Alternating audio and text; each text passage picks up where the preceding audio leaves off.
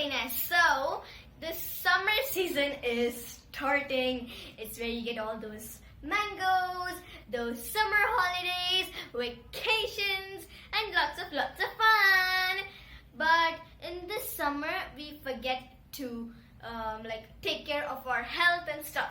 So today I have got 4 tips which are very easy, very amazing, and are gonna help you stay healthier. So let's jump on to the video. Number 1, eat light. When you eat light, you stay happy and fun, have frequent meals. Now when you eat heavy meals, there are lots of carbohydrates and fats in your body, and hence the body starts to heat up. So have light and frequent meals.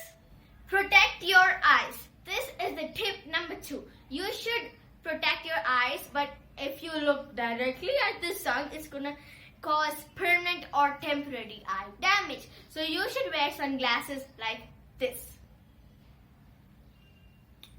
or sunglasses which block 99 UV ray. Tip number 3, heat and sweat dehydrates your body. So drink plenty of water. At least drink 2 to 3 liters of water per day.